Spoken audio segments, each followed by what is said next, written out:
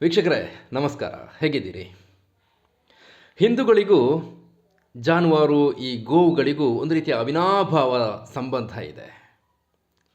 ಇನ್ನೇನು ಸಂಕ್ರಾಂತಿ ಹಬ್ಬ ಕೂಡ ಬರ್ತಾ ಇದೆ. ಈ ಸಂಕ್ರಾಂತಿ ಹಬ್ಬದಲ್ಲಿ ಜಾನುವಾರುಗಳನ್ನು, ಗೋವುಗಳನ್ನು ವಿಶೇಷ ರೀತಿಯಲ್ಲಿ ಅಲಂಕರಿಸಿ ಪೂಜಿಸಲಾಗುತ್ತೆ. ಆ ಕ್ಷಣಕ್ಕಾಗಿ ಎಲ್ಲರೂ ಕೂಡ ಕಾಯ್ತಾ ಇದ್ದೀರಿ ಕೂಡ.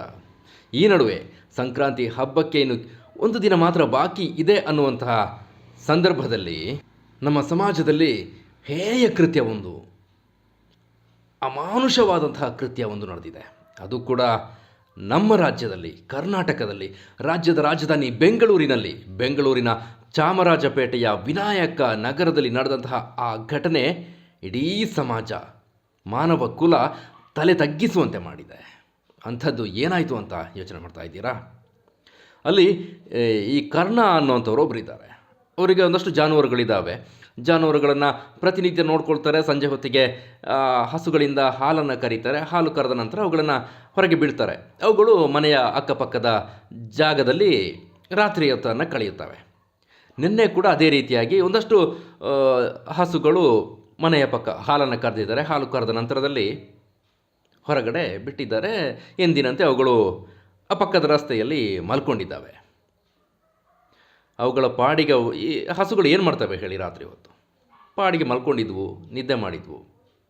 ನಸುಕಿನ ಜಾವ 3 ಗಂಟೆ ಹೊತ್ತು ಆ ಮುಗ್ಧ ಜೀವಗಳ ಮೇಲೆ ಈ ಕೀಚಕರು ಬಂದು ಎರಗಿದ್ದಾರೆ.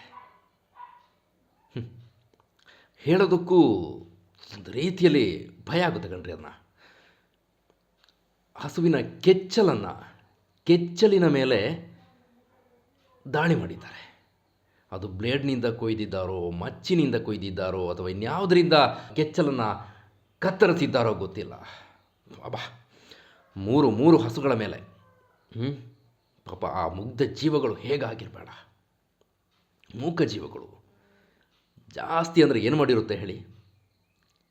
ಗೋಳಾಡಿರುತ್ತೆ. ಅವುಗಳದೇ ಆದ ಭಾಷೆಯಲ್ಲಿ ಕಿರುಚಾಡಿರುತ್ತೆ. ಮನುಷ್ಯರನ್ನ ಕರಿಬೇಕು ಅಂತ ಗೊತ್ತಾಗೋದಿಲ್ಲ. ನಮಗೇನೋ ಸಣ್ಣ ಪುಟ್ಟ ಏಟಾದರೆ ಅಯ್ಯೋ ಅಮ್ಮ ರಾಮ ಶಿವ ಅಂತ ಹೇಳ್ತೇವೆ. ಅಕ್ಕಪಕ್ಕದಲ್ಲಿ ಯಾರೋ ಇದ್ದರೆ ಅವನ್ನ ಕರಿತೇವೆ, ಬಂದು ನಮಗೆ ಹೆಲ್ಪ್ ಮಾಡಿ ಅಂತ. ಪಾಪ ಆ ಜೀವಗಳು ಏನು ಮಾಡಿರುತ್ತೆ ಹೇಳಿ? ಬೆಂಗಳೂರಿನ ಚಾಮರಾಜಪೇಟೆಯ ವಿನಾಯಕ ನಗರದಲ್ಲಿ ನಡೆದಂತಹ ಹೇಯ ಕೃತ್ಯ ಇದು.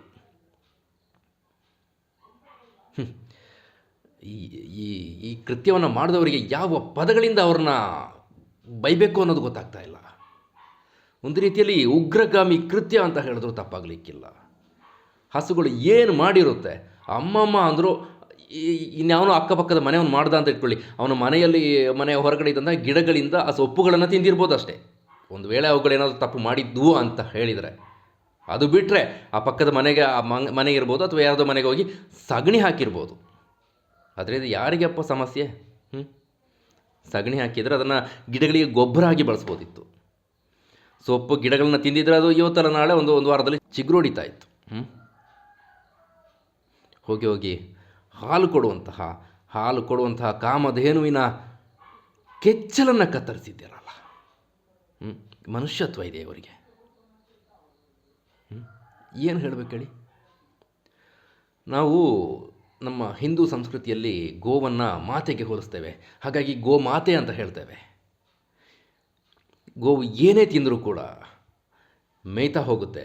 ಮೇಯುವಂಥ ಸಂದರ್ಭದಲ್ಲಿ ಸಿಕ್ಕಿದೆಲ್ಲವನ್ನು ತಿನ್ನುತ್ತೆ. ತಿಂದು ವಿಷ ಕಾರೋದಿಲ್ಲ, ಅಮೃತವನ್ನು ಕೊಡುತ್ತೆ, ಹಾಲನ್ನು ಕೊಡುತ್ತೆ. ಈ ಗೋವಿನಿಂದ ಬಳಸುವಂತಹ ಯಾವುದಾದ್ರೂ ಬೇಡ ಅನ್ನುವಂಥದ್ದು ಇದೆಯಾ ಹೇಳಿ? ಎಲ್ಲವನ್ನು ಬಳಸ್ತೇವೆ. ಸಗಣಿಯನ್ನು ಬಳಸ್ತೇವೆ, ಗೋಮೂತ್ರವನ್ನು ಬಳಸ್ತೇವೆ, ಹಾಲಿನಿಂದ ವಿವಿಧ ಉತ್ಪನ್ನಗಳನ್ನು ಮಾಡ್ತೇವೆ. ವಿವಿಧ ರೀತಿಯಾದಂತಹ ಕಾಯಿಲೆಗಳಿಗೆ, ಸಮಸ್ಯೆಗಳಿಗೆ ಈ ಸಗಣಿ, ಗೋಮೂತ್ರಗಳು ಔಷಧ ಅಂತ ಆಯುರ್ವೇದದಲ್ಲಿ, ವಿಜ್ಞಾನದಲ್ಲಿ ಹೇಳ್ತಾರೆ. ಅಂಥ ಗೋವಿನ ಮೇಲೆ, ಆ ಗೋವಿನ ಕೆಚ್ಚಲಿನ ಮೇಲೆ ದಾಳಿ ಮಾಡ್ತೀರಲ್ಲ, ಕನಿಷ್ಠ ಮನುಷ್ಯತ್ವ ಬೇಡವಾ? ಮಾನವೀಯತೆ ಬೇಡವಾ? ಒಂದು ಮುಗ್ಧ ಜೀವ, ಮೂಕ ಜೀವ ಮಾತನಾಡೋದಕ್ಕೆ ಬರೋದಿಲ್ಲ. ಎಂಥ ಮನಸ್ಥಿತಿ ರೀ ಯಪ್ಪ. ನಾನು ಆಗಲೇ ಗೋಮಾತೆಯ ವಿಚಾರನ ಹೇಳಿದೆ. ಗೋಮಾತೆಯ ಕೆಚ್ಚಲನ್ನು ಕತ್ತರಿಸಿದರು ಅಂತ ಹೇಳಿದ್ರೆ, ತಾಯಿಯ ಸ್ತನವನ್ನು ಕತ್ತರಿಸಿದ ಹಾಗೆ. ತಾಯಿ ಹಾಲನ್ನು ಕುಡಿದು ಬೆಳೆದಿರ್ತೀರಲ್ಲ, ತಾಯಿ ಹಾಲನ್ನು ಕುಡಿಯದೆ ಬೆಳೆದಿರೋದಕ್ಕೆ ಸಾಧ್ಯನೇ ಇಲ್ಲ ಬಿಡಿ. ಈ ರೀತಿಯಾಗಿ ಬೆಳೆದಂತಹ ತಾಯಿ ಹಾಲನ್ನು ಕುಡಿದಂತಹ ಒಂದಲ್ಲ ಒಂದು ದಿನ ನೀವು ಹಸುವಿನ ಹಾಲನ್ನು ಕೂಡ ಕುಡ್ದೇ ಇರ್ತೀರಿ. ಆದರೆ ಅಂತಹ ಹಸುವಿನ ಮೇಲೆ ಯಪ್ಪ, ನಾಚಿಕೆ ಆಗಬೇಕು. ಈ ಸಮಾಜ ನಿಮ್ಮಂಥವ್ರನ್ನೆಲ್ಲ ಸಹಿಸ್ಕೊಂಡಿದೆಯಲ್ಲ, ಸಮಾಜಕ್ಕೆ ನಮಸ್ಕಾರ ಹೇಳಬೇಕು.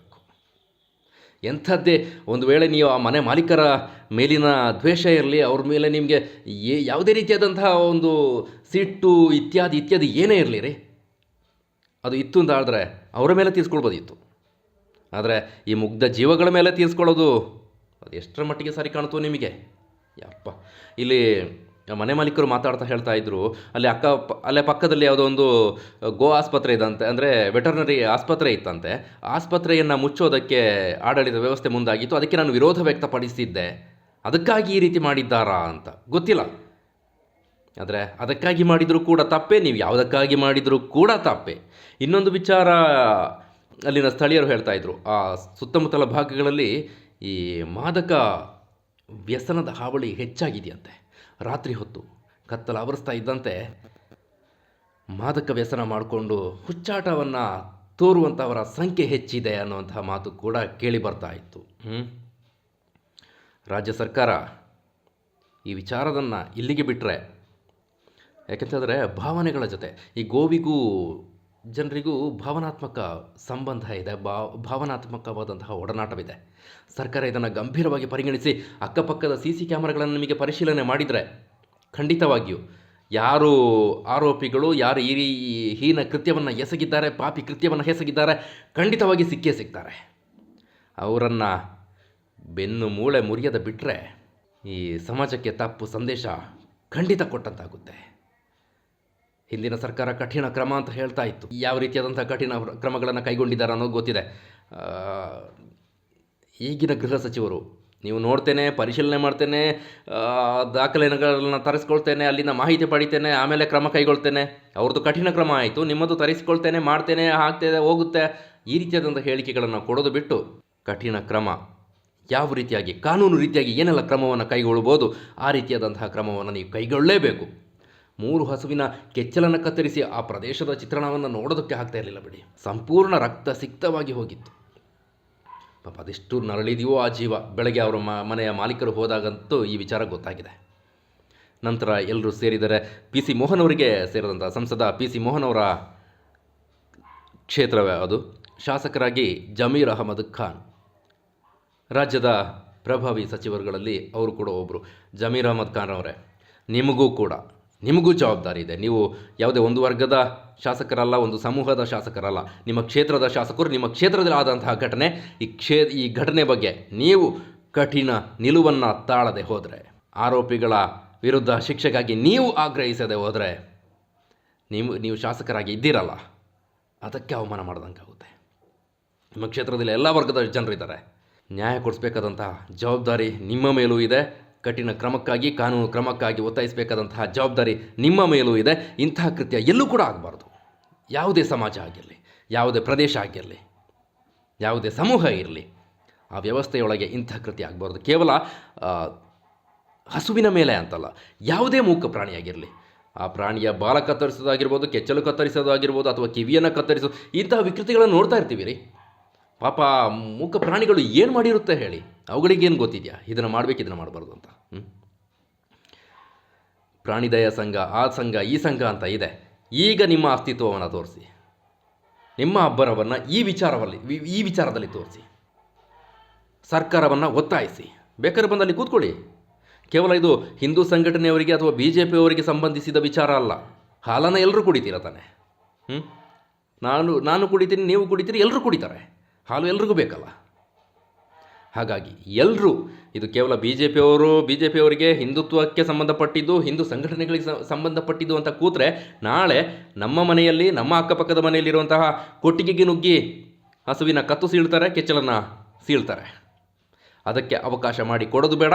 ಈ ಪ್ರಕರಣದಲ್ಲಿ ಕಠಿಣ ಶಿಕ್ಷೆ ಆಗಲಿ ಅಂತ ನಾವು ಕೂಡ ಆಗ್ರಹಿಸ್ತಿದ್ದೇವೆ.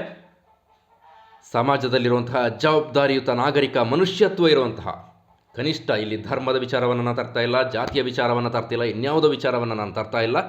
ಮನುಷ್ಯತ್ವ, ಮಾನವೀಯತೆ ಇರುವಂತಹ, ಕಳಕಳಿಯುಳ್ಳಂತಹ, ಕನಿಷ್ಠ ಯೋಚನೆ ಮಾಡುವ ಶಕ್ತಿಯುಳ್ಳಂತಹ ಜನರು ಈ ವಿಚಾರದಲ್ಲಿ ಆ ಮೂಕ ಜೀವಗಳ ಪರವಾಗಿ ಧ್ವನಿ ಎತ್ತಬೇಕಾಗಿದೆ.